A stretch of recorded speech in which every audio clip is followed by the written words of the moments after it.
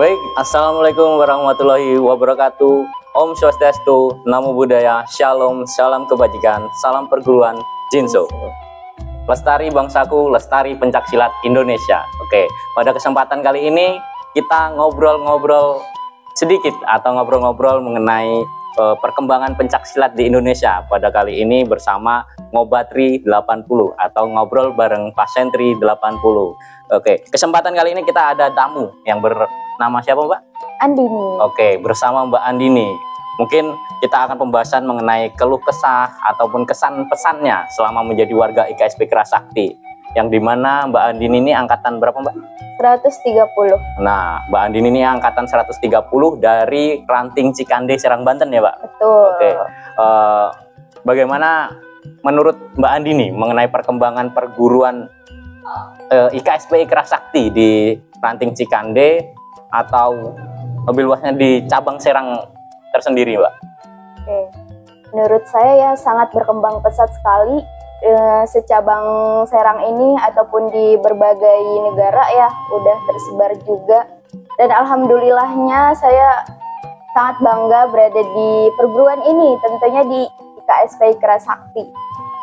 Alhamdulillah ya sudah berkembang pesat sekali, dan tentunya di cabang Serang ini sudah beribu-ribu warga dan juga pesertanya yang sudah mengikuti.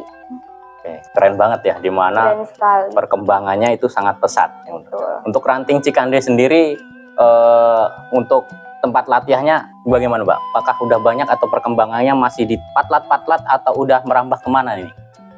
Untuk perkembangannya ya di daerah Cikande sudah sangat banyak sekali ya, saya lihat sudah berbagai di patlat-patlat, bahkan di perkampungan, daerah-daerah juga ya, sangat pesat sekali. Oke. Jadi di Ranting Cikande ini lumayan pesat ya. Untuk saya lihat juga di Ranting Cikande udah masuk ranah eskul gitu ya kan. Saya juga kemarin melihat prestasinya juga udah mulai banyak ini kan. Mengenai Mbak Andini ini sebagai Sri Kandi IKSP Kerasakti, itu ada keluh kesahnya nggak sih, Mbak, sebagai Sri Kandi yang dimana cewek gitu kan latihan pencaksilat? Sebenarnya kalau dari izin orang tua atau orang sekitar itu bagaimana? Kalau dari saya ya, untuk pertama kalinya mengikuti perguruan ini tentunya izin dari orang tua, dan orang tua itu sangat mensupport sekali yang anaknya lakukan. Ya pastinya dengan hal-hal yang baik juga ya, karena di IKSP Kerasakti ini saya lihat juga gerakannya juga mencondong ke kungfu, dan pernafasannya juga sangat ini sekali ya, bagus, menyehatkan juga ya. Untuk keluh kesahnya ya pastinya ada, yang pertama jarak, terus mungkin kendaraan juga ya, kendaraan gitu kalau semasa jadi siswa. Kalau siswa ya, untuk warganya, untuk selama saya jadi warga di sini, alhamdulillah sekali, bersyukur karena tadinya saya belum mengenal siapapun dan bisa bersilaturahmi, dan belum bisa bersilaturahmi, belum mengenal, tapi sekian banyaknya warga yang sudah saya kenali ternyata pesat sekali. Di berbagai negara, berbagai daerah saya bisa mengenali selama saya jadi warga. Itu yang pertama. Yang pertama tuh mengenali semua warga. Entah itu misalnya kita berada di daerah Cikande atau cabang Serang nih. Nah, kalau kita kan sebagai warga kan harus ada KTA ya. KTA. Nah, di situ kalau kita misalnya daerah lain, misalnya Jakarta atau daerah lain lah ya, kota lain gitu misalnya, kita juga bisa dianggap sebagai keluarga juga. Nah, di situ salah satunya kekeluargaan. Silaturahmi, kekeluargaannya juga erat sekali. Berarti di keuntungan di perguruan ini sangat banyak, Mbak ya? Banyak sekali. Gini, mungkin saya perlu tanya Mbak Andini sebagai Sri Kandi ya kan, cara meyakinkan orang tua semasa siswa bahwa Mbak Andini pengen mengikuti perguruan ini gitu, perguruan IKSP Kerasakti, itu seperti apa? Kan pastinya kalau orang tua dengan cewek ya, anaknya wanita pasti eh, agak diperketat pastinya kan, karena pasti banyak ketakutan dan lain-lain. Cara untuk meyakinkan orang tua seperti apa sih Mbak? Soalnya kan banyak banget kendala yang sekarang itu para cewek-cewek masalahnya itu izin orang tua, terus mengenai keberanian datang ke tempat latihan. Dulu awal mulanya Mbak Andini izin ke orang tuanya bagaimana Mbak? Nah, untuk selama saya jadi Sirkandi, untuk meyakinkan orang tua yang pastinya yang pertama izin dari keluarga. Saya waktu dulu itu izinnya seperti, "Mah, izin ya mau ke tempat latihan." "Oh, sama siapa? Ada barengannya enggak?" gitu kan. "Ada kok, tenang aja, banyak Srikandinya nih." Oh, dari situ mungkin awal-awal orang tua takut karena Ya, pulangnya pasti. malam gitu ya. Ya. Pulangnya malam. Karena takut yang nggak ada temen atau apa ya pulangnya. Nah, di situ meyakinkan, bawa aja kali ya temen Srikandi ke rumah gitu biar meyakinkan, oh ada temennya nih gitu. Nah gitu sih, harus ada support system dari orang, misalnya dari silatnya, dari perguruan gitu, meyakinkan, atau dari gurunya gitu ya, bisa datang ke rumah. Nah dari situ kan ada surat apa ya, siswa Pendaftaran. pendaftaran ya, di situ kan bisa ditandatangani sekalian kalau kita mau daftar juga. Nah dari situ kalau sudah meyakinkan, orang tua sudah menandatangani, oke lah, udah ada surat formulirnya nih, oke dibaca kan. Nah kan orang tua bisa ke patlat atau ke tempat latihannya. Nah sudah setuju, nah di situ orang tua pasti bakal yakin, oh ini perguruannya ini ya, misalnya IKSP Kerasakti ya, jadi jelas gitu. Ada support system dan perguruannya yang jelas, formulirnya terutama ya. Berarti dulu awal mula menjadi siswa itu ngajak temen dulu lah Ajak ya. teman, Jadi iya. biar orang tua, kekhawatiran orang tua itu nggak terlalu berlebihan. Jadi kan ada oh ya bener di tempat latihan gitu. Iya.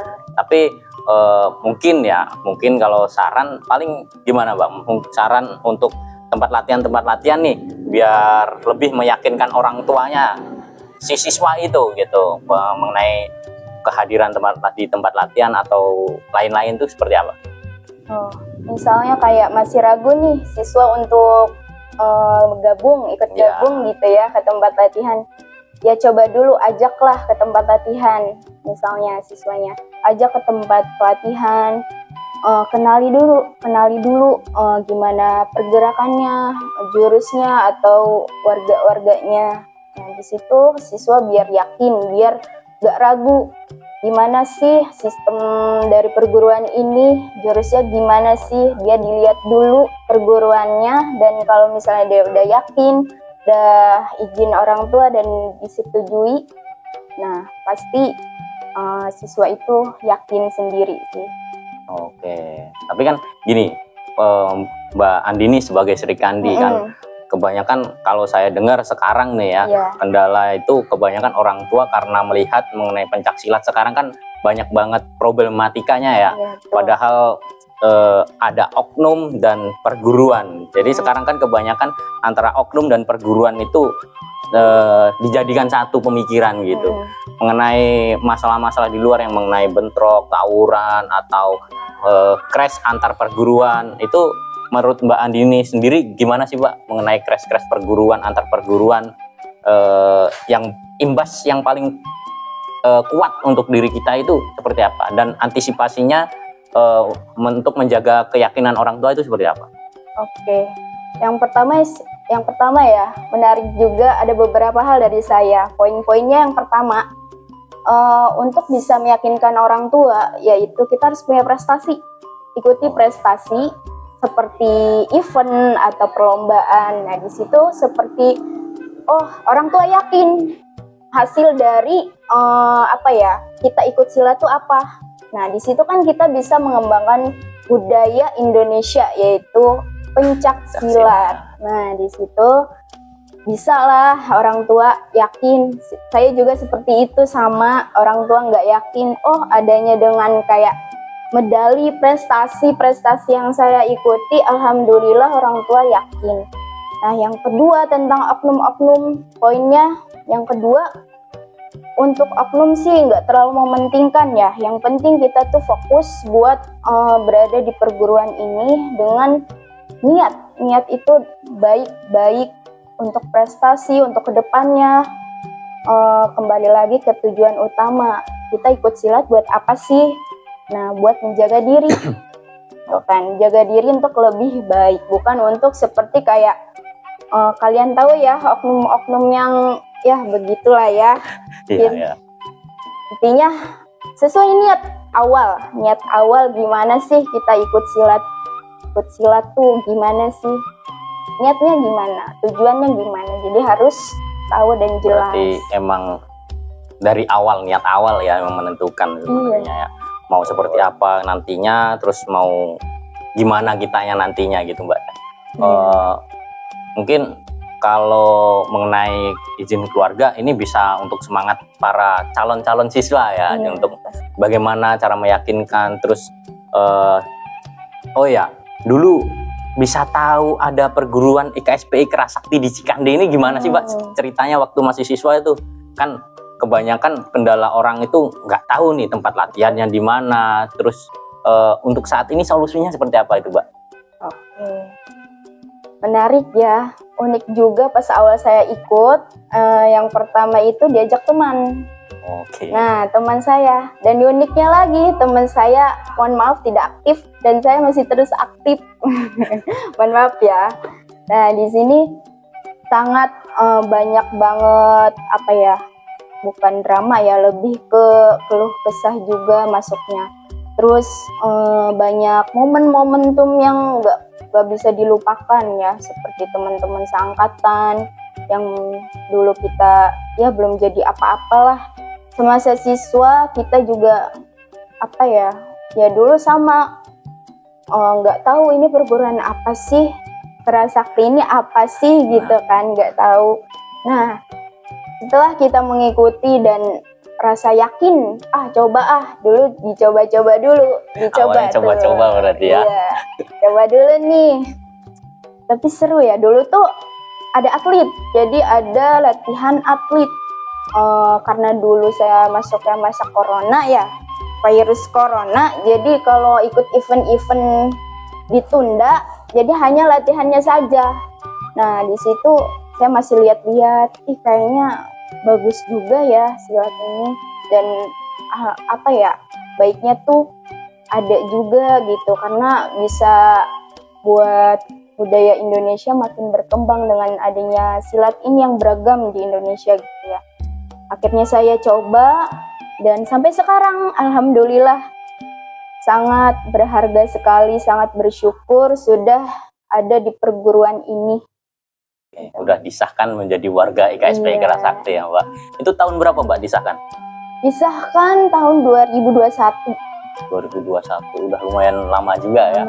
Oke, jadi lumayan unik juga mengenai perjalanannya mencari perguruan, mencari apa ya, kalau dibilang jati diri gitu kan. Mungkin penasaran seperti apa, tapi keren sih. Saya salut banget ketika wanita mampu dan mau untuk berlatih pencak silat, yang dimana kalau namanya silat kan yang pastinya banyak resikonya ya Mbak, mengenai mungkin di tempat latihan ada latihan yang keras, atau mungkin ini kan ada himbauan dari Ketua Umum yang mengenai kekerasan di tempat latihan. Oke.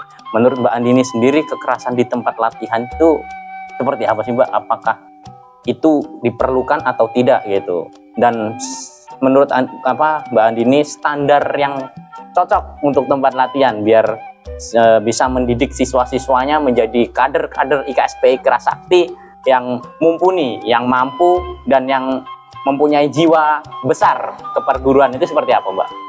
Nah, justru sangat bagus sekali ya kalau misalnya latihannya keras.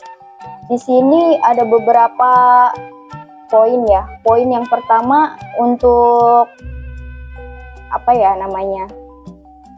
latihan keras atau latihan yang sangat optimal, itu yang pertama sangat dianjurkan. Tetapi ada beberapa bagian yang mungkin tidak bisa untuk para pelatih semena-mena gitu Titik terhadap vital siswa. lebih tepatnya. Nah, begitu. Jadi yang pertama itu mungkin siswa bagus banget untuk dilatih keras untuk melatih fisik, jati diri, dan kedewasaannya, ya terutama mental. Nah, yang kedua, apa tadi? Mohon maaf, Kak. Mengenai apa? Himbauan dari pusat mengenai tempat latihan yang keras dan standar-standar yang cocok untuk latihan mengenai apa dengan era Gen Z ya, Gen Z sekarang gitu ya kan. Setiap era kan mempunyai standarnya masing-masing kan. Mbak Andini yang masih mungkin cukup muda ya kan sebagai Sri Kandinya EKSP Kerasakti yang sekarang juga udah menjadi pelatih kan, ya, menempatkan dirinya sebagai pelatih dan bisa mendidik siswanya itu dengan standar seperti apa, Mbak?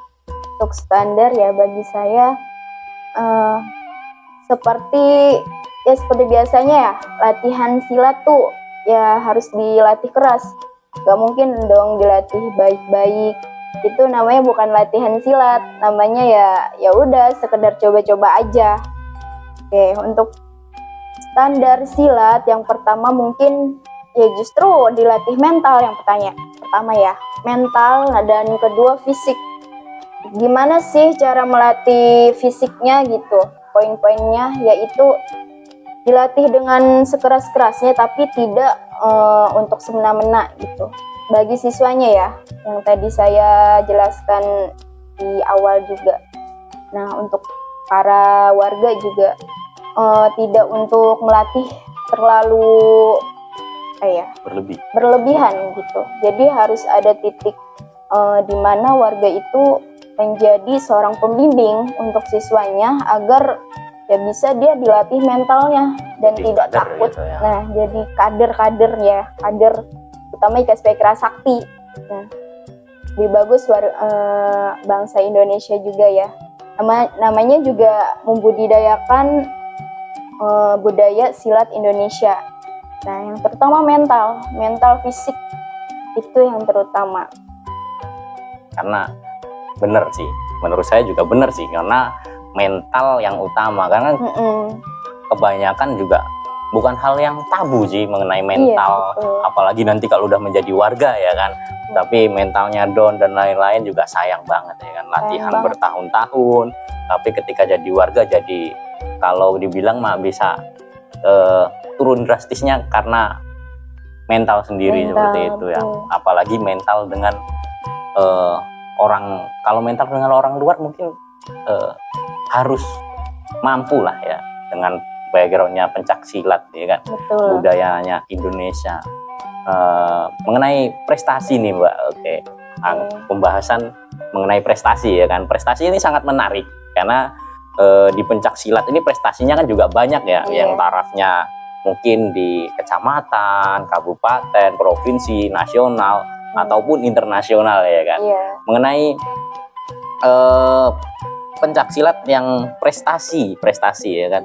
Prestasi saat ini di pencak silat itu menurut Mbak Andini sendiri gimana sih Mbak? Dan efeknya untuk anggota kita ya seperti apa? Untuk prestasi pencak silat sangat bagus sekali untuk para siswa yang mungkin baru memasuki tingkat 1 atau masih kan ada beberapa tingkat ya, sabuk gitu. Sangat bagus sekali untuk siswa mengikuti event-event perlombaan karena itu bisa dipakai untuk prestasi mereka di sekolah juga. Oh ya, jalur prestasi. Jalur prestasi. Nah, sudah sangat bagus dan memudahkan untuk siswa ke pendidikan ke jenjang selanjutnya yang dia inginkan gitu dia inginkan. Nah, lewat jalur prestasi gitu kan. Banyak sekali. Jadi untuk siswa-siswa yang masih belum mengikuti pencak silat, ayo kita budidayakan pencak silat Indonesia, yaitu ikuti prestasinya dan lain-lain. Jangan sekedar mengikuti jurus dan gerakannya aja, kan. Harus mengikuti prestasinya karena itu sangat penting, apalagi masih siswa, apalagi masih sekolah di jenjang SD, SMP, SMA pokoknya, ataupun kuliah itu sangat Bagus ya. bagus teman-teman, sekali ya. dan bermanfaat. Oke. Iya. Jadi teman-teman lumayan banyak juga obrolan kita hari ini mengenai ya keluh kesah ya kan, Bagusnya. kesan dan pesannya selama Iya. menjadi warga IKSP Kerasakti. Iya. Udah berapa tahun Pak? 2021 sampai 2021. sekarang 2025. Udah 4 tahunan ya. 4 tahunan yang dimana lumayan banyak perjalanannya ya kan. Betul. Terus jadi untuk teman-teman, untuk adik-adik atau untuk semuanya, ayo kita bergabung nih Ayo. melestarikan budaya Indonesia, budaya asli Indonesia, pencak silat Indonesia. Ya, jangan sampai warisan budaya leluhur kita ini diambil alih oleh negara lain ya, Negara karena lain. saya kita lihat juga sekarang yang dimana banyak banget budaya-budaya kita yang banyak yang diklaim gitu ya Nah. kan. Jangan sampai budaya asli, budaya luhur ini menjadi bahan klaim orang luar karena bangsanya sendiri kurang mensupport gitu ya kan, betul. kurang semangatnya gitu kan, semangat juang, semangat mengembangkan Nah, perguruan. Oke. Untuk perguruan IKSP Kerasakti ini jadi gimana sih Pak, perguruan IKSP Kerasakti di di kalangan Kecamatan Cikande ini bagaimana? Apakah aman lah, kondusif atau seperti apa sih? Terus solusinya atau sarannya untuk menjaga kekondusifan antar perguruan gitu ya kan, ya di wilayah Cikande ataupun di cabang Serang ini sendiri itu bagaimana sih Pak? Sangat kalau dari saya ya, dilihat dari saya nih, sangat aman lah ya, aman dan kondusif. Apalagi kita tuh sering kekeluargaannya erat sekali ya, walaupun berbeda-beda patlat karena disahkannya dulu tuh satu patlat ya. Jadi sekarang kalau kita warga kan harus kalau udah jadi warga harus mengembangkan di patlat-patlat lain. Iya, perguruannya. Oke, patlat. Perlu di-note ya teman-teman, patlat itu tempat latihan. Tempat gitu. latihan Kalau di ya. sini itu singkatannya patlat ya Pak ya. Iya, patlat. Kalau di patlat berarti itu tempat latihan yang ada di Ranting Cikande, Betul. cabang Serang gitu ya kan. Oke, terima kasih banyak Mbak atas waktunya ya, Terima bisa kasih kembali. hadir dan bisa mau ngobrol-ngobrol bersama kita ya kan di kesempatan kali ini. Mudah-mudahan dengan obrolan ini bisa menambah semangat dan menambah kemauan orang-orang luar ini untuk bergabung, untuk membudayakan budaya asli Indonesia, budaya luhur bangsa Indonesia, yaitu pencak silat. Oke. Terima kasih. Baik teman-teman, obrolan kali ini kita cukupkan ya bersama Mbak Andini dari Ranting Cikande, Serang, Banten. Mudah-mudahan dari obrolan ini kita bisa memetik hal positifnya dan bisa menjadi semangat ataupun bisa menjadi solusi ketika mungkin teman-teman pengen mencari tempat latihan atau pengen bergabung tapi ragu atau banyak kendala ya. Ini tadi obrolan bisa jadikan solusi, mungkin ada solusinya ya kan.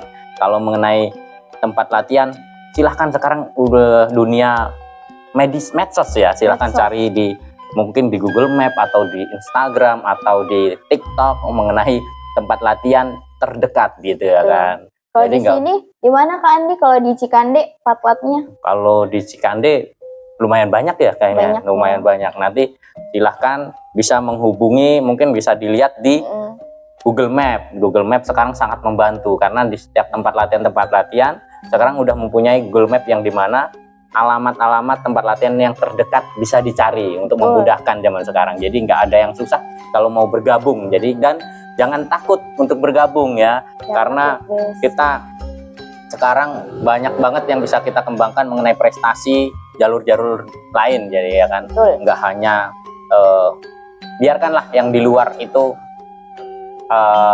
yang bermasalah, biar ya. Yang penting tujuan utama kita yaitu pengembangan. Oke, terima kasih. semuanya. Terima kasih Mbak Andini, Ya, terima juga kasih Kak Andi. untuk atas waktunya bisa bergabung bersama Ngobatri 80. Oke, ngobrol bersama Pasentri 80. Oke, saya tutup. Wassalamualaikum warahmatullahi wabarakatuh. Om Swastiastu, Namo Buddhaya, Shalom, salam kebajikan, salam perguruan Jinso.